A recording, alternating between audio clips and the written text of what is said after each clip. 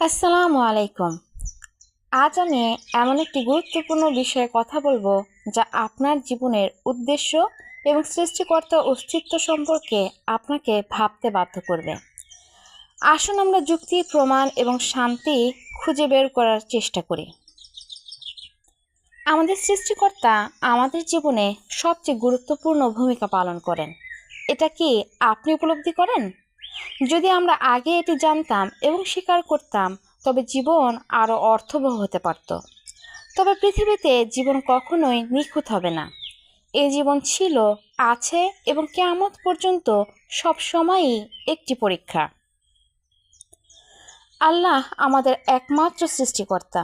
তিনি আমাদের এবং আমাদের চারপাশের সব কিছু সৃষ্টি করেছেন। তিনি সর্বদা আমাদের সঙ্গে আছেন, আমাদের রক্ষাকারী, অভিভাবক, সহায়ক এবং বন্ধু হিসেবে। আল্লাহ আমাদের প্রভু এবং আমরা তার গোলাম। তিনি আমাদের পরীক্ষা করছেন, দেখছেন কে সর্বোত্তম কাজগুলো করছে। ইসলামে একমাত্র সত্য ধর্ম। দয়া করে কোরআন পড়ুন, বিশেষ করে আপনার মাতৃভাষায় অনুবাদ সহ, আর মহানবী মুহাম্মদ সাল্লাল্লাহু আলাইহি সাল্লামের জীবনে জানুন। আপনি সব প্রশ্নের উত্তর পেয়ে যাবেন, তবে সত্যিই এই উত্তরগুলো পেতে হলে আপনাকে প্রথমে নিজের কাছে কিছু প্রশ্ন করতে হবে। আমার জীবনের উদ্দেশ্য কি? আমি এখানে কেন?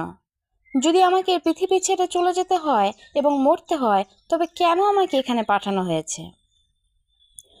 আমার সৃষ্টিকর্তা কে এবং তিনি আমার কাছ থেকে কি চান? এত ধর্মের মধ্যে কোন ধর্ম সত্য? কোরআনকে বুঝে পড়ুন। এতে আপনার জীবনে শান্তি এবং উদ্দেশ্য পাবেন। মৃত্যুর পরে আমাদের জন্য একটি চিরস্থায়ী জীবন অপেক্ষা করছে।